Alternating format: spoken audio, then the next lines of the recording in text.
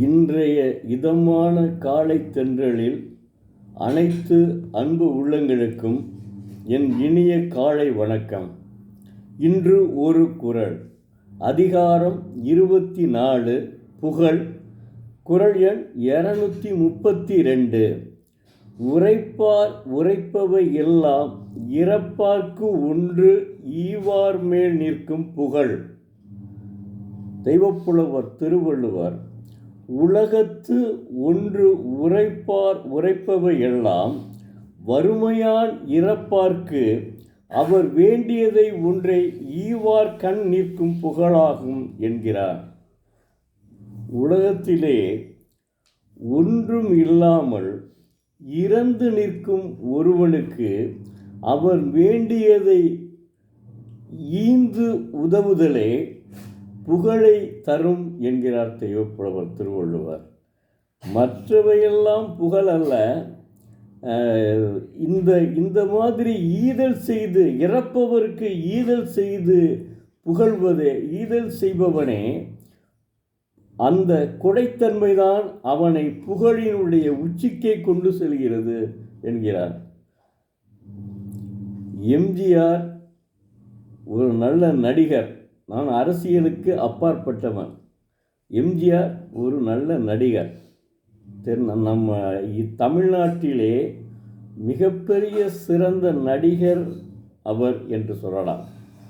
ஆனால் அதே சமயம் தான் பெரும் சம்பளத்திலே, தான் பெரும் ஈட்டிய பணத்திலே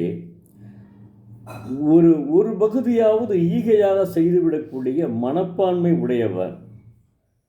அதை புரிந்து கொள்ள வேண்டும். அத்தகைய ஒரு மனப்பான்மையால் தான் அவர் தனித்து ஒரு கட்சியை ஆரம்பித்து நாட்டை ஆள முடிந்தது என்கிறான். காரணம் அவருடைய கொடைத்தன்மை. அதுதான் கொடைவள்ளல் எம்ஜிஆர்னு சொல்லுவாங்க. தயவு செய்து நான் மீண்டும் மீண்டும் சொல்கிறேன், அரசியலுக்கும் அவர் நடிப்புக்கும் எனக்கும் சம்பந்தமே இல்லை. அரசியல் வேறு, அவருடைய நடிப்பு வேறு, அவருடைய கொடைத்தன்மை வேறு. நான் அதைத்தான் பாராட்டுகிறேன். அவர் மறைந்து விட்டார்.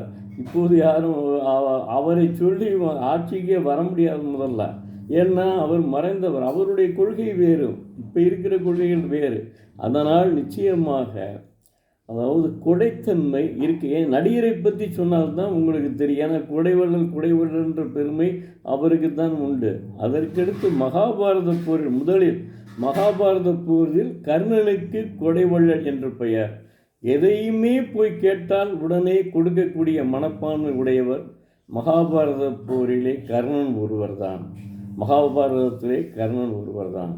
அதனால் அது மகாபாரத போரினுடைய கதை.